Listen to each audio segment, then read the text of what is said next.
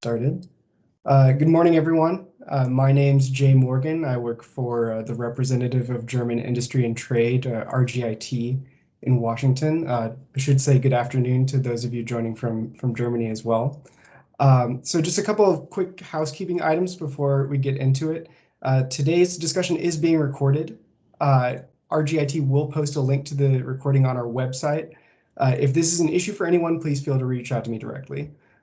Also, please mute your mics and turn off your cameras unless you are one of the presenters asking a question. There will be time for audience Q&A at the end. So getting into it a little bit. RGIT is the Washington liaison office for the Federation of German Industries and the Association of German Chambers of Commerce and Industry. Just a couple of quick facts about the footprint of German business in the U.S. There are 5,600. I'm sorry.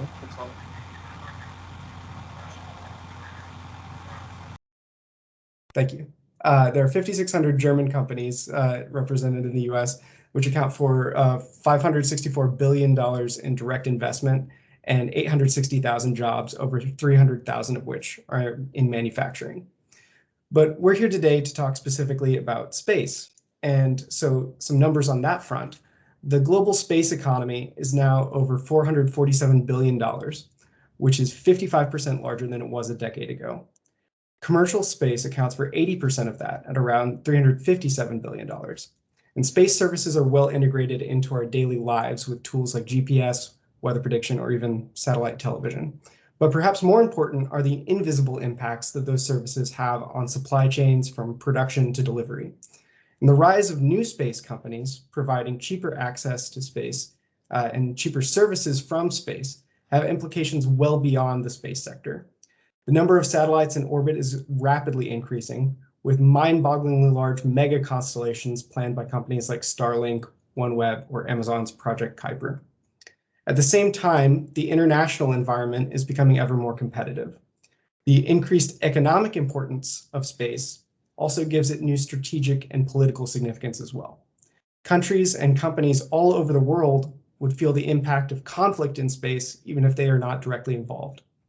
Recent anti-satellite weapon tests make that point pretty tangibly. So how should the international community define and regulate space weapons? What can and should be done about the issue of orbital debris? And what does it mean to be a responsible space actor? Well, to talk about those questions and others, I'm very excited to introduce today's panel. So, starting with Caitlyn Johnson. She's Deputy Director and Fellow of the Aerospace Security Project at the Center for Strategic and International Studies. Caitlyn supports the team's strategic planning and research agenda. Her research specializes in topics such as space security, military space systems, and commercial and civil space policy. Caitlyn has written on national security and space reorganization, threats against space assets, the commercialization of space, escalation and deterrence dynamics, and defense acquisition trends. Up next, there's Mark Jochemich, the head of the Washington office for the German Aerospace Center. Before taking that role, he worked for the Department of International Relations at DLR, the German Aerospace Center, in Cologne, as regional manager for Canada, Latin America, Middle East, Africa, and Southern Asia. He joined DLR in 2007 as a manager at the DLR Space Agency Department for EU Affairs and National Contact Point Space. Up next, we'll have Jillian Pierce, the Federal Government Relations Director at Space Florida. In this capacity, she regularly interfaces with industry, the US Congress, the administration, and various federal and international departments and agencies to effectively convey and clarify Space Florida initiatives and priorities. She also monitors pending legislation and coordinates with key stakeholders and state organizations to accomplish Space Florida's federal legislative agenda. Up next is Victoria Sampson. She's the Washington Office Director at the Secure World Foundation and has 20 years of experience in military, space, and security issues. She's known throughout the space and security arena as a thought leader on policy and budgetary issues. Victoria is often interviewed by multinational media outlets, including New York Times, Space News, and NPR. She's also the author of numerous op-eds, analytical pieces, journal articles, and updates on missile defense and space security matters. And last but not least is Matthias Vachta from the Federation of German Industries, where he's the head of department for international cooperation, security policy, raw materials, and space. He's run this department in one configuration or another since 2012. And prior to that, he was head of department for strategic planning, policy, and coordination at BDI. And before that, he was the executive assistant to the CEO.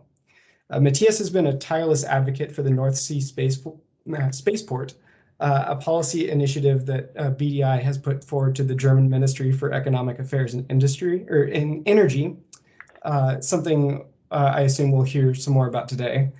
And from personal experience, I can tell you that you can hardly say the word space at BDI without Matthias's name coming up. So for the flow of the conversation today, we'll start with 5-ish minute presentations from each of the speakers. The speaking order will be in the order that I just introduced them in. So Caitlyn, Mark, Julianne, Victoria, and Matthias. And then after that, we'll have a few minutes of moderated discussion among the panelists where I'll ask a couple questions and they can engage with each other. And then the remainder of the time will be open for questions from the audience. Feel free to pose your question in the chat and I'll read it out for you, or use the raise hand function and I'll call on you. And as a friendly reminder for those questions, when they do come up, and I'll say this again at the end, please keep them concise and have them end with a question mark. And with that, Caitlyn, over to you. Thanks, Jay. Good morning and good afternoon, everybody. I'm Caitlyn Johnson, and I work for the Center for Strategic and International Studies here in Washington, D.C. It's a bipartisan research organization or think tank, and we have a small aerospace shop that was set up about 5.5 years ago. Just for a bit of scene setting, as I think the discussion will really roll into a lot of these dynamics. You know, the space domain, while it was established in the late 50s, early 60s, it's incredibly diverse today. We have more countries participating in space. We have more types of satellites in different orbits. And we also have companies, some of which have more satellites on orbit than countries. SpaceX, for example, is operating more satellites on orbit than China, for example. So we're running into all of these, you know, really high-powered dynamics in this highly quickly changing environment that we didn't see, you know, 50 years ago when this space domain was really starting to get started. So a lot of our international agreements and legislations related to space were designed in the 60s and therefore are pretty outdated for the kind of environment we have today. My organization, along with Victoria's, writes an annual report on counter-space weapons development, where we look at what is out in the public open source information on weapons development for space. My organization separates these into 4 different types. The first is kinetic physical.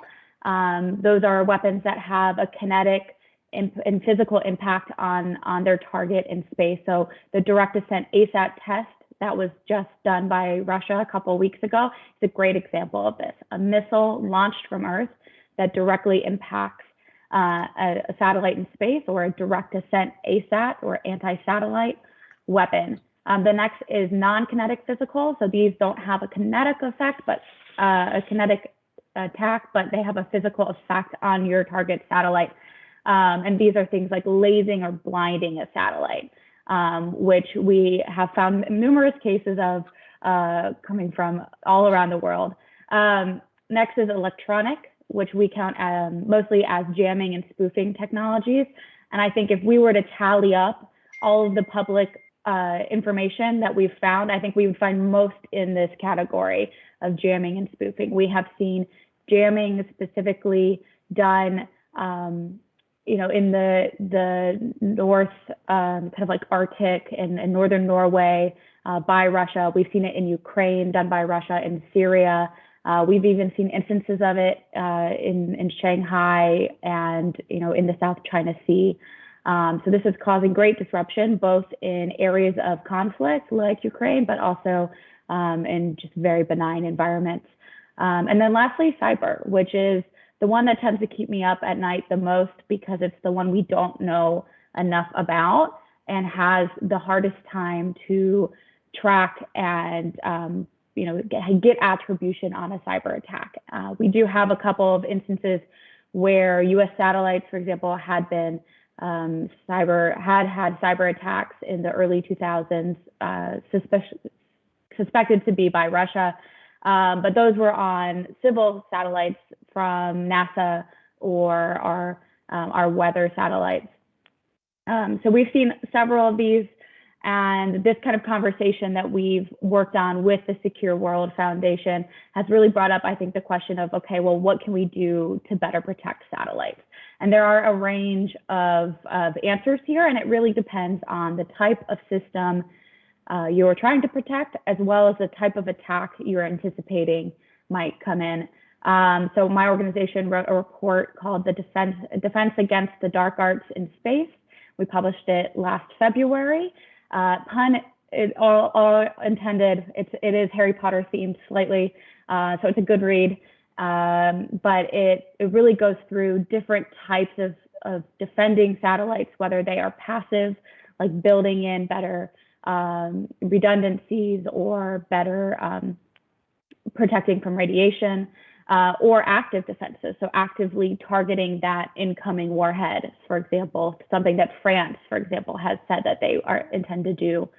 All of this is drumming up, a lot of conversation surrounding the newest U.S. military branch, the Space Force, which we have also done a lot of work studying and looking at both the impetus for founding this new service and what it still has left to do. So I'm happy to go into that a bit further as well. But there is clearly this changing international perspective that space is becoming an area of conflict, and we see more investments from our adversaries and competitors, but also from our allies in the space domain and in reorganizing their military or national security space enterprise.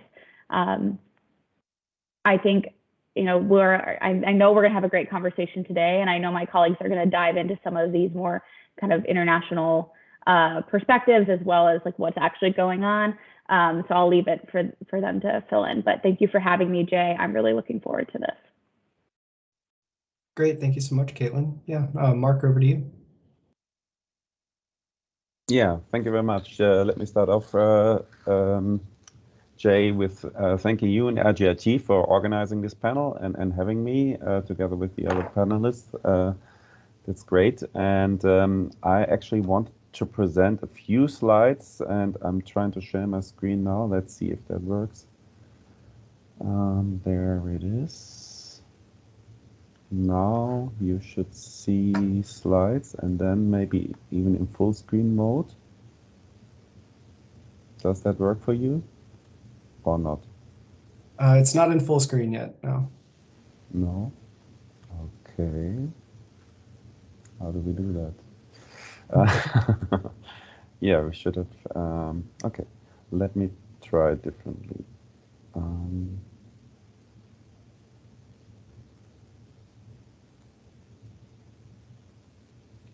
Now it's gone, I guess.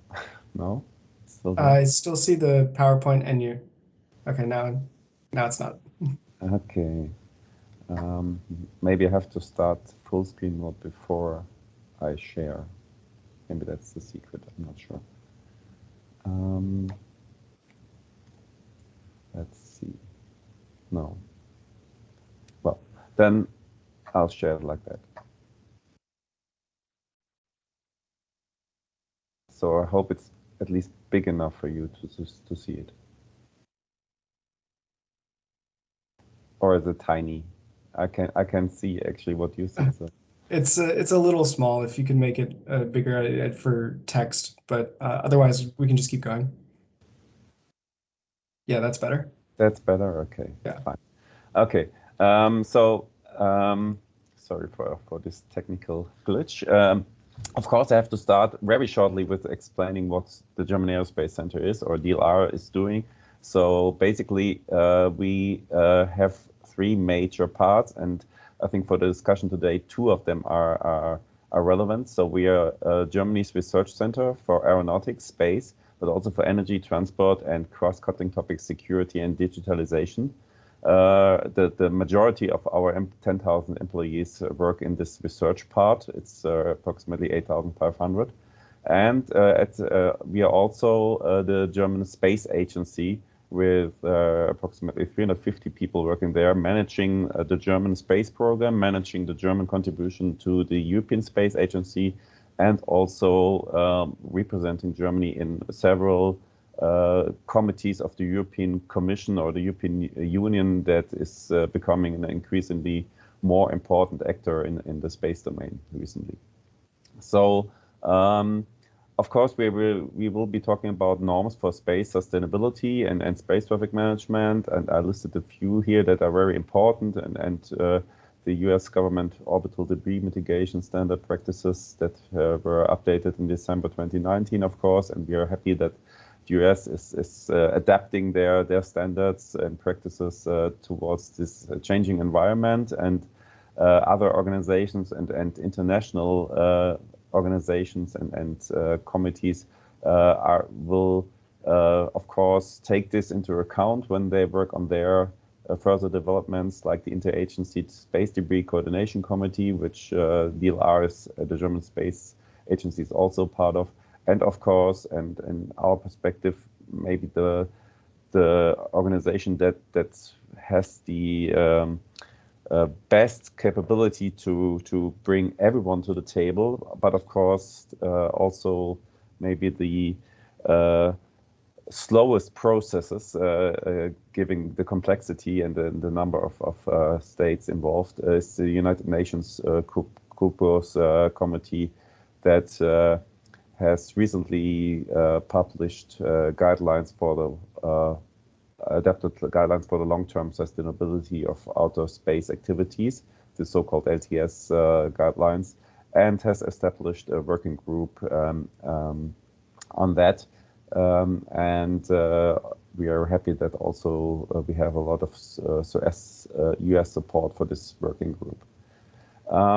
When we talk about the challenges that we face in LEO with all the new actors and all the new satellites going up, I think it's worthwhile also to look on what we are actually doing to as countermeasures and work on this and make the space environment safer. And for that, I've prepared this slide here with a few things that I wanted to highlight from the German and the European perspective.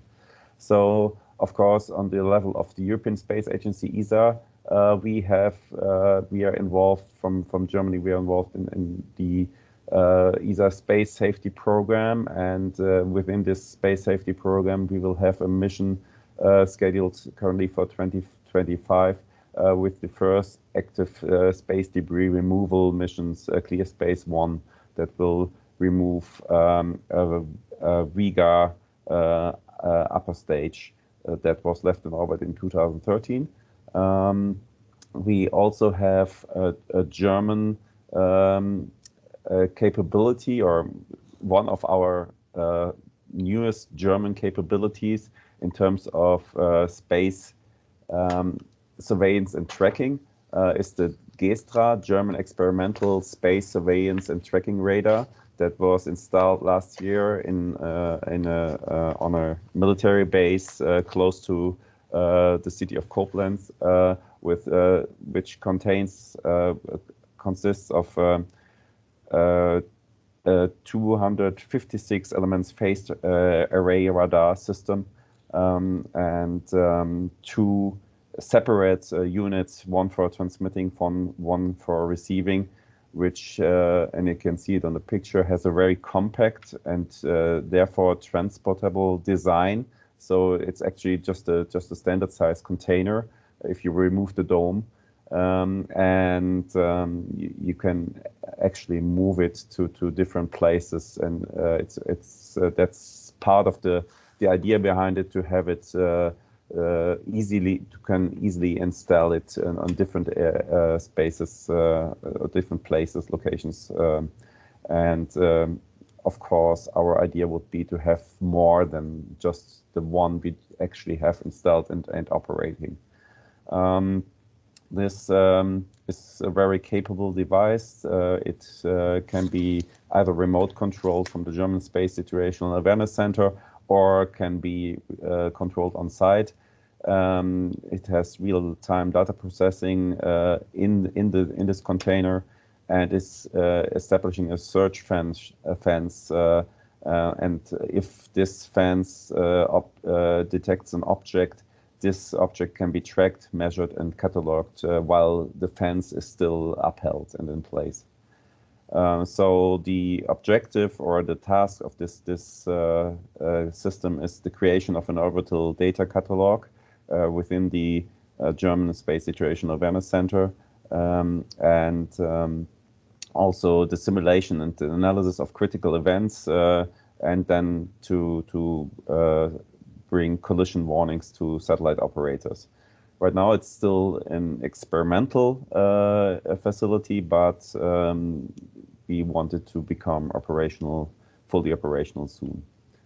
And in the right corner, you see a European program or European approach, where several European member states bring together their capabilities for space tracking, surveillance, and tracking. Right now, it's the member states from France, Germany, Italy, Poland, Portugal, Romania, and Spain that pool their capabilities and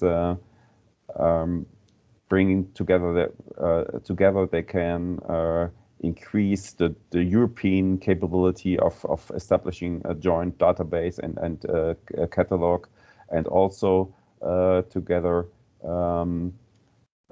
with the European Satellite Center, European Union Satellite Center, they issue warnings to European satellite operators. So, and the top in the bottom left corner, that's something more on the research level from the DLR research part.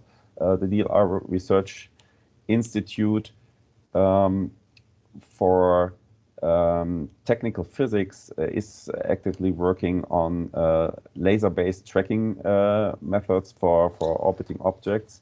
So the objects are tracked by an optical telescope, and at the same time are irradiated with laser pulses. So the distance of the object can be calculated based on the travel time of the laser to the object and back again very precisely.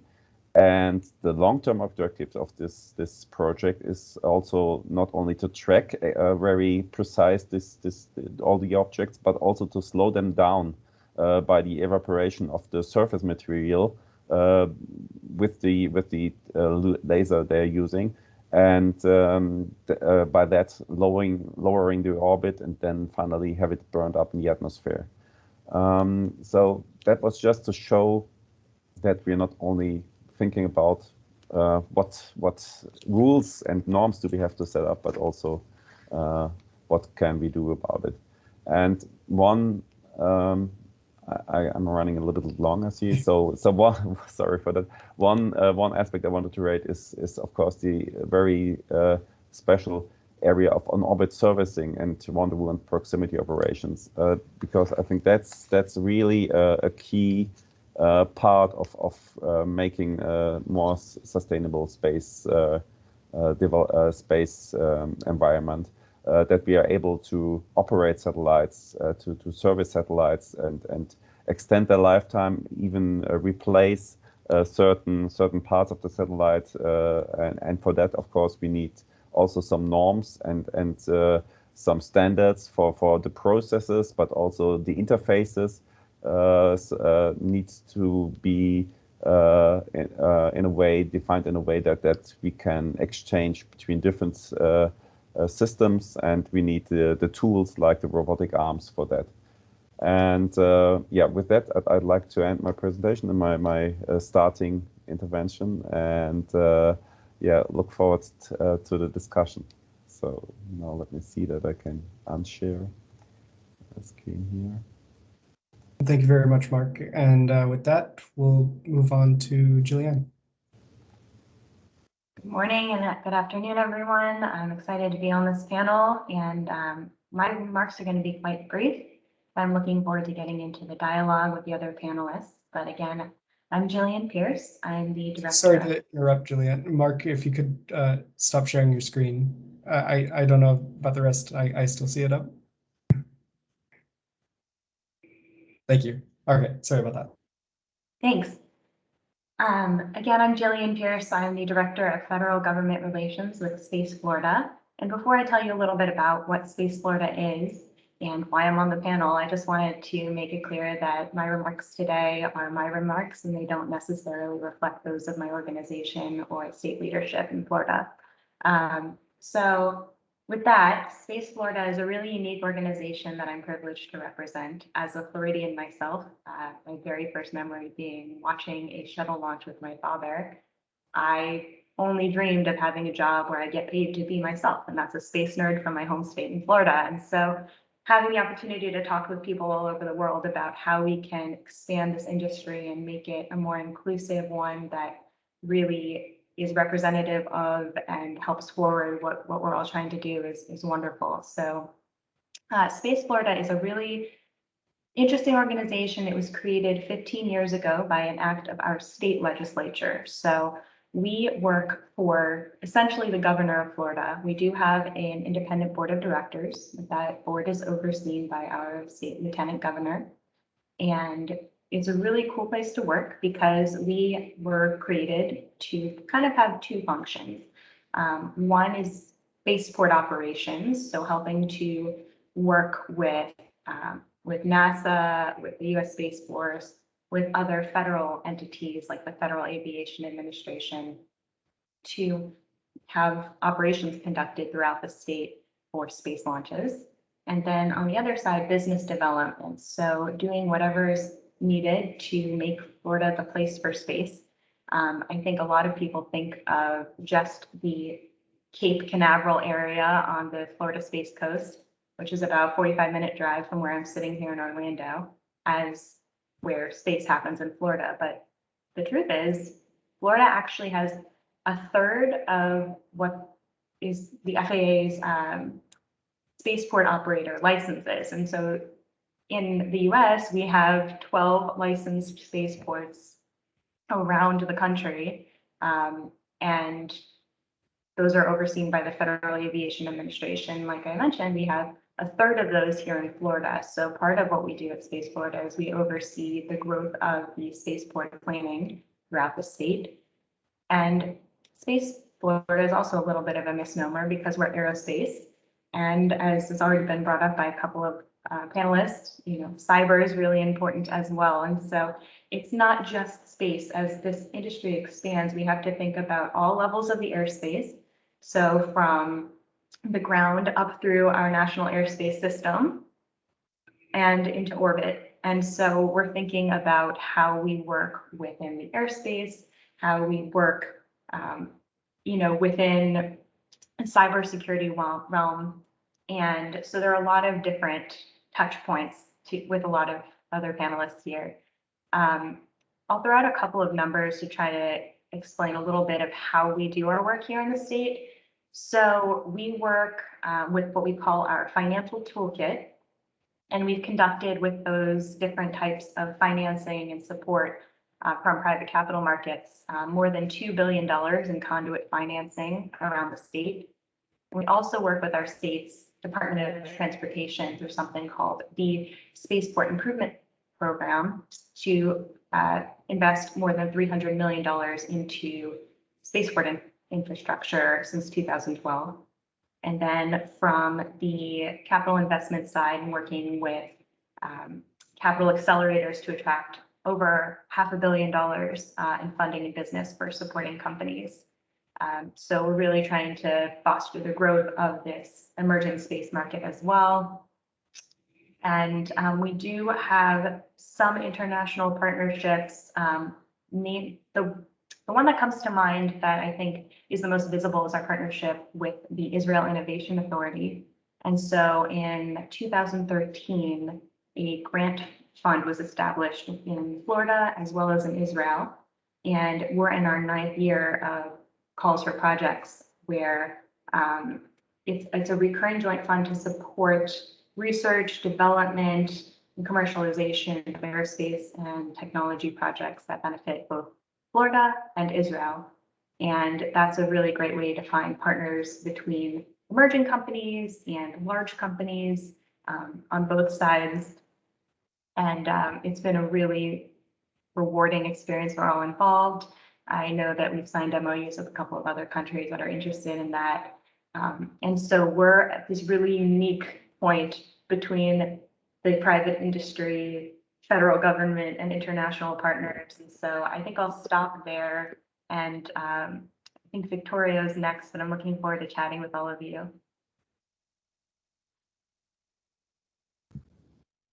Okay. Thank you for the intro, Jillian. Hello, everyone. My name is Victoria Sampson. I'm coming at you from my kitchen in Washington, D.C. I'm the Washington Office Director of the Secure World Foundation. We're a private organization that focuses on the long-term sustainable use of outer space. I'd like to thank Jay and the organizers for allowing us to participate.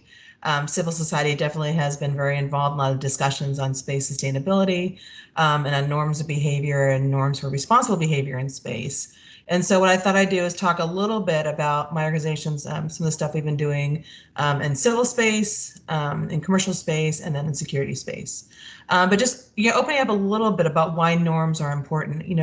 I think oftentimes people who are unfamiliar with these issues say, well, the norms are just kind of easy, anyone can ignore them as they wish.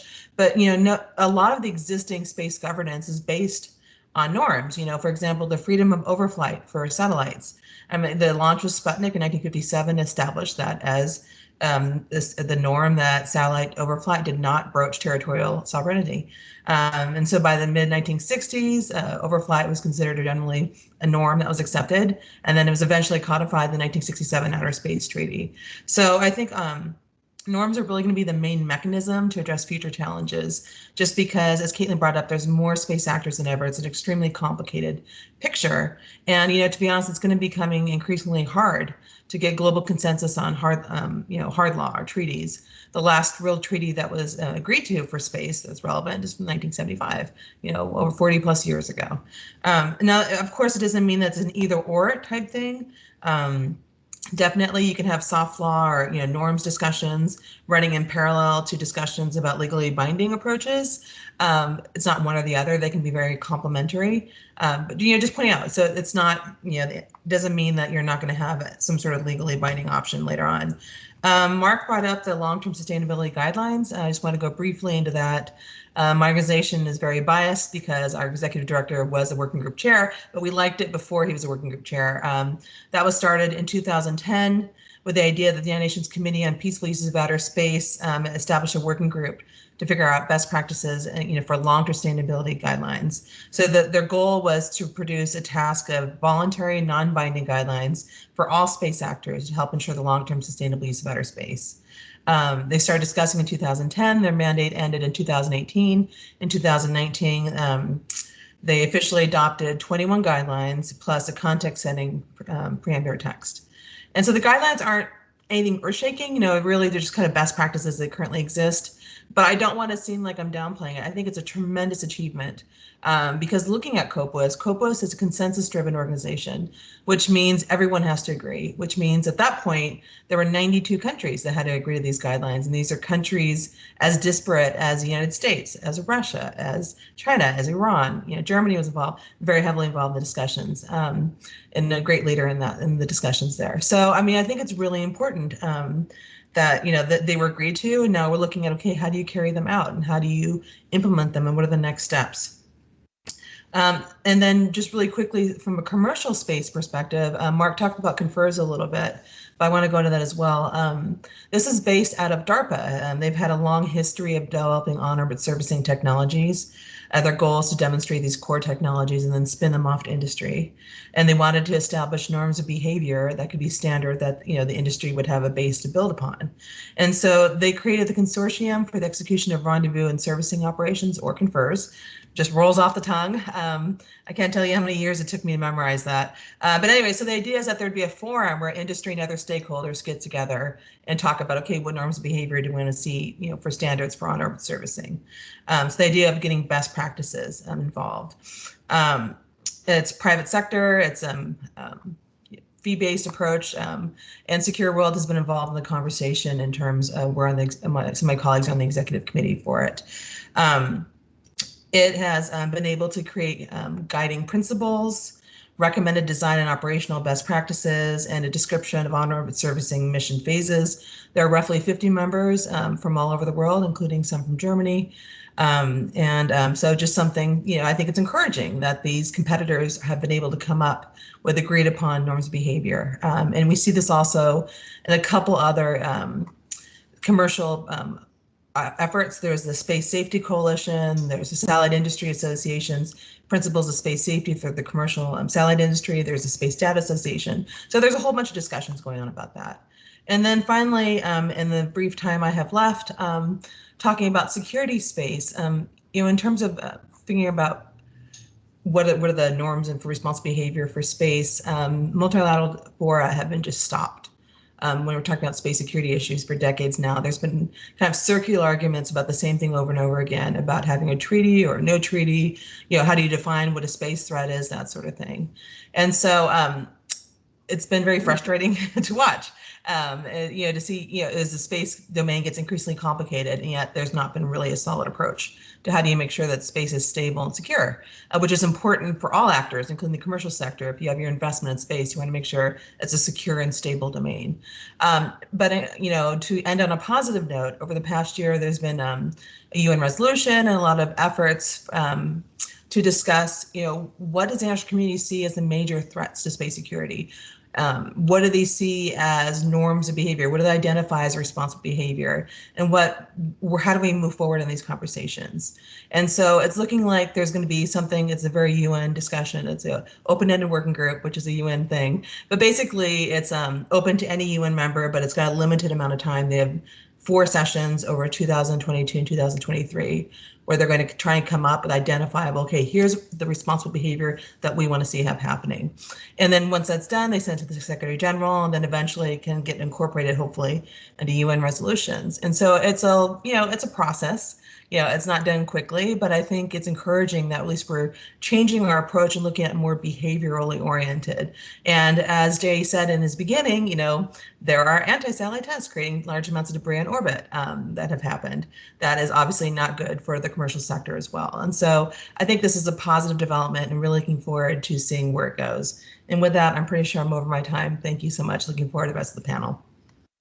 Thanks, Victoria. And Matthias, on to you. Thank you very much, and good morning and good afternoon from Berlin, Germany to everyone. First of all, Jay, I would like to thank you for organizing this event and inviting me. Great honor, and I'm really looking forward to this panel discussion and exchange. I'm working for the Federation of German Industries, and we are representing roughly 100,000 manufacturing companies with 8 million employees.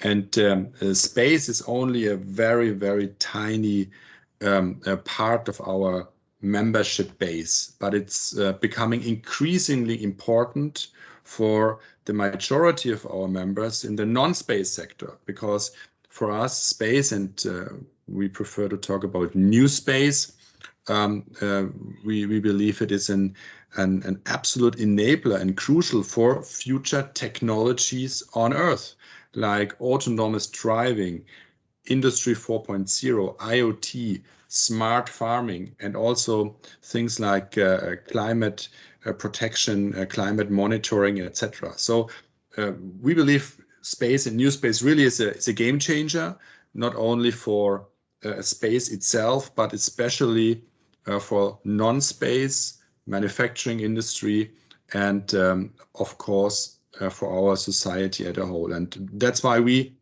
stepped up our activities in this field, launched several initiatives, and we want to see Germany getting more active in the space sector, or on the public side as well as on the private sector. And I think in the last couple of years there's a huge dynamic which was created, and we see a lot of new and young companies, startups coming up in the entire value chain, and that's something we believe is very, very positive, and we really would like to see more of that. And honestly, I have to admit, we are a little bit jealous if you look on the other side of the Atlantic and see what's going on in the US. We always urge our government and politicians to have a closer look about what you guys are doing on the other side of the Atlantic, because there are a lot of approaches, I believe, which could be also very helpful to promote and push new space made in Germany, like more intra-European and more intra-German competition. We believe competition is part of the solution. We believe that anchor customer the contracts are very essential, and that the government can really set interesting and very good, let's say, incentives to promote especially young companies, so that they can thrive and be very successful. So I will leave it here. Once again, thank you very much for having the opportunity to participate, and I'm really now looking forward to our discussion. Thank you very much. Well, thank you, Matthias, and thank you all. Looking at the time, I think I will just ask one question to get things started, or maybe a little bit of a question packet for Gillian and Mark, representing organizations that directly work in space. And I was just wondering if the two of you could talk a little bit about your international partnerships a little bit more, what those look like in terms of criteria, or also on the norm side, like what goes into decisions to make a memorandum of understanding with another country, or Gillian, are there other sort of subnational space agencies that you do work with abroad? And Mark, on the ESA, DLR, NASA cooperations on like Artemis or on James Webb kind of thing, to what impact do rules or the international environment have on those sorts of cooperations? And yeah, let's just go from there, I guess. I can go ahead and kick us off. Thanks for the question, Jay. In terms of our MOUs, I like how you call them subnational space groups.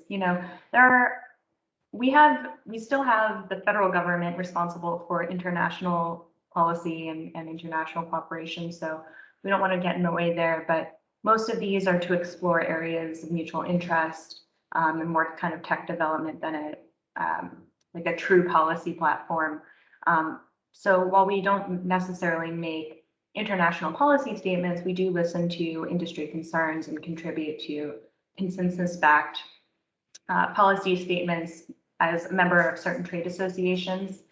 And then we do need to be situationally aware enough regarding these international policy discussions, so that we can properly advise businesses who come our way and are interested in setting up shop or expanding, and we can talk about those business implications and policy implications more broadly. So, we have a couple of, like I said, MOUs, but they're mostly to explore areas of collaboration modeled after our Israel partnership. Great, thank you. Yeah, Mark. Yeah, thank you for the question. Well, yes, of course. In our international cooperation agreements between different agencies, we share the common ground of the regulations we have, of the norms we all work according to. And I think that's kind of a no-brainer that this is the basis where we're doing our agreements on. And I think what's really is going to be quite interesting is, of course, the question how this is going to develop in the future with more commercial actors coming into play. Because, of course, we will have the traditional transatlantic cooperation regimes between agencies like NASA, the European Space Agency, the German Space Agency. And I think that will continue, especially for big science missions and things like that, where there's no direct interest of commercial actors. But in other areas like the new approach for, let's say, the post-ISS commercial LEO stations, there will be other forms of international corporations where space agencies not automatically will be involved, but actors, commercial actors from many countries will cooperate and work together, and of course the space agencies or the national governments and in the international fora we mentioned, we will have to create a framework for them that will give them security on a basis they can act on, that they actually know what all the countries or the companies and commercial actors involved from the different countries, what is their regulatory framework that they can all agree on. And that's, I think, a very important aspect that the governments have to work on and have to face. And of course, in Germany now, with the new government coming into place, we are happy to see that then in their coalition contract now, space is for the first time mentioned as a important technology driver, and but of course with the idea that space is driving technology and development, there also comes well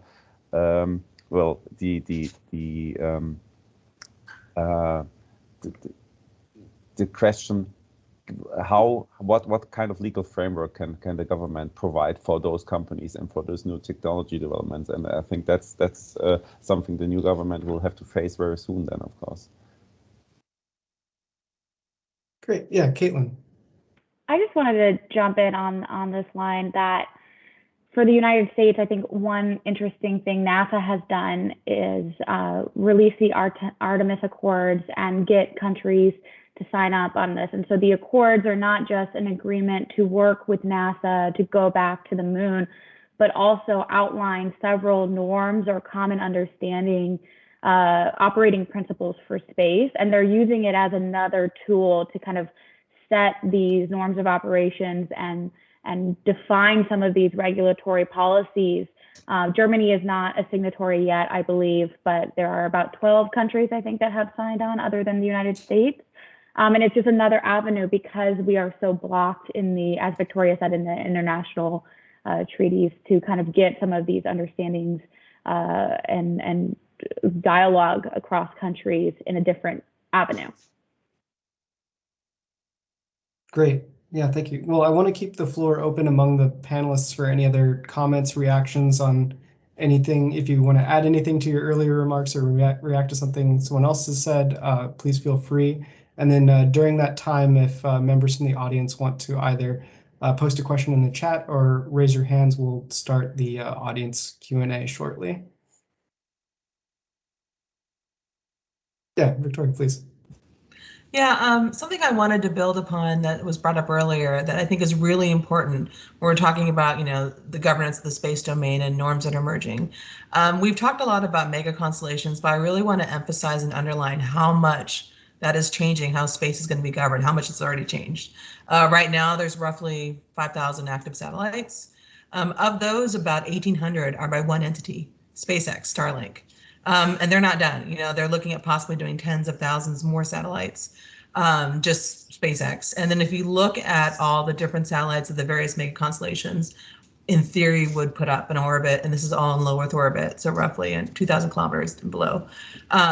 I mean, it's crazy. It's 120,000. No, we're adding another 40,000. And then a couple weeks ago, Rwanda said they were going to do a constellation of 350,000. Like, that's not even, how's that a thing? I mean, obviously at a certain point it's becoming a spectrum grab. But I mean, from a grand scheme of things, a certain percentage of those satellites will be launched.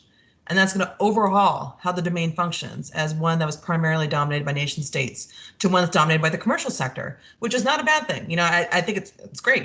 That's how, the space domain evolves, but the governance needs to evolve with that. And I don't think it's quite done that yet.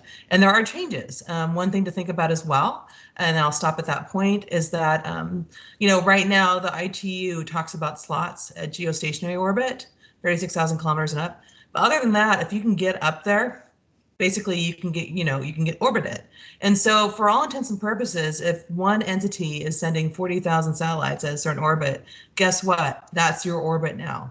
And the Outer Space Treaty Article 2 talks about non-appropriation of territory in space. And so I think it's changing.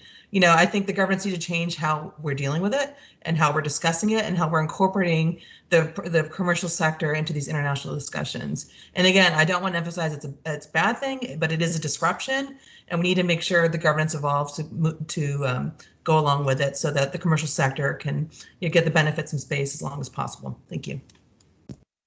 Well, on that point, Secure World Foundation has a resource called the Handbook for New Space Actors, right? And it might be of interest to some of our audience members working in industry if you wanted to talk about a point or two from that. Sure. It's available on our website for free. It's the Handbook for New Actors in Space. It's in English. We've got French, Spanish, and Mandarin versions up there. Sorry, no German. And so basically it's split. The idea was, when we put it together a few years ago, we were thinking, okay, so you want to launch a satellite. What sort of things do you need to know? So it's written for whether it's a new space actor, as in, someone working out of the garage, or a country that's going to have their satellite launch for the first time. You'll have that sort of perspective. And it basically divides it into 3 different sections. The first section talks about the international legal regime. So you're going to launch a satellite. There's this thing called the Outer Space Treaty. You might want to be aware of it. There's ITU, that is spectrum. Be aware. And then the second section talks about, from a national regulatory perspective, what sort of things we need to be aware of. So if you're launching satellites, someone needs to be involved in launch licenses. Someone needs to be involved in spectrum allocation, that sort of thing, just kind of generally putting it on people's radars. And then the third section talks about, in very broad terms, because we didn't want to hit export control restrictions, but generally speaking, what are best practices, for operations from birth to death, so to speak, for a satellite, And so the goal was, again, not to spell out how to do these sort of things, but really to flag that these are the sort of things you need to be thinking about and be aware of. So as Jay said, it's available on our website. It's available for free. Welcome anyone to download it. If you have any questions, I'm always happy to receive them later on. Thank you.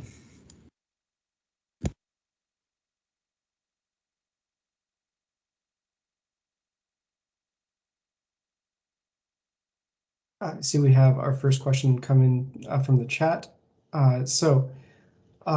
What are your thoughts about the following sentence? The legislature is subject to the problem that its absence does not create a unified framework for action, but a presence could prohibit growth from developing in ways that do not apply elsewhere. So, Rafaela, if you would like to elaborate a little bit on your question, feel free. Otherwise, I'll leave it up to the panel. Yes, of course. I'm sorry. My English is not the best, but I try my best. Yeah, I've spoken on the Space Tech Expo in Bremen last week, I guess, with some people, and they told me we have nations in Europe that set a legal framework for space operations, and then again, they help their country with a legal framework in which they can work. But on the other hand, it's also prohibiting some operations you could do in another nation, maybe. And so that would be my question. What are your thoughts about that? If it's understandable.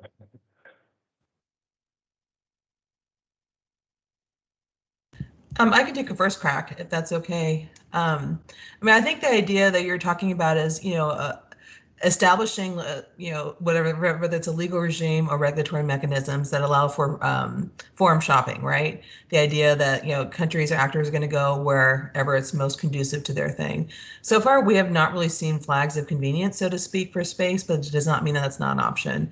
And I think that's really where, I don't know if necessarily coordination, but just communication about priorities and focusing about, what are the end goals for these national mechanisms, I think are really important. That's where discussions like this, where discussions at the UN and other international fora are really important for sharing that information and making sure there is as much transparency as possible.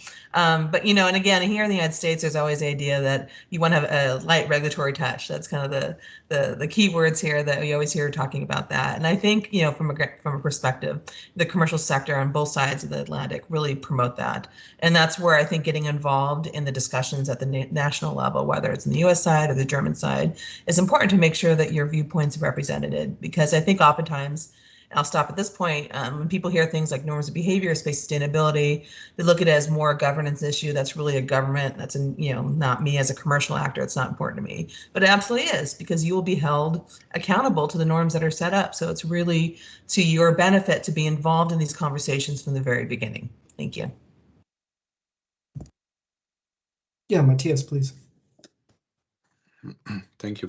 I also think that issues like space debris and using outer space needs to be addressed on an international level, but it also comes down to let's say, national regulatory aspect. When you talk, for example, about liability, what happens if a company based in one specific country wants to send something into space and then something happens? So who is liable for that? So I think there are good reasons to address this specific issues on a national level. And it can also be helpful, let's say, for companies, because if you have a clear, defined, slim regulatory framework, it makes it, I think, more attractive for investors to invest in companies in these countries, because they know exactly what's going to happen if something is going wrong or is going in the wrong direction. So if you do the regulation wisely, I think it can also be an enabler and supporter for increased activities and increased investments.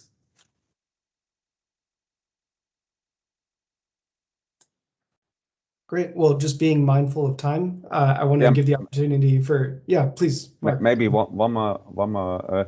I think that brings us back to the original question, the importance of international norms, of course, because we have the field. We all see and agree on the need that there needs to be some regulation to enable a sustainable use of space, and we will not come up with an international treaty right from the start. But if we can work on something like international norms, then the national governments can take those into account for their national legislation. And of course, there's always a tension between the governments or the society's need to regulate something, to keep it safe, to keep it secure and sustainable. And of course, the commercial actors' desire for a minimal and clear, concise regulatory framework. There's always this tension. But I think international norms can be a good guideline for the national governments, of course, then to set up the needed national regulatory framework. Yeah. Absolutely. Well, I see that we're at the end here. So one last opportunity for any closing thoughts from any of the panelists.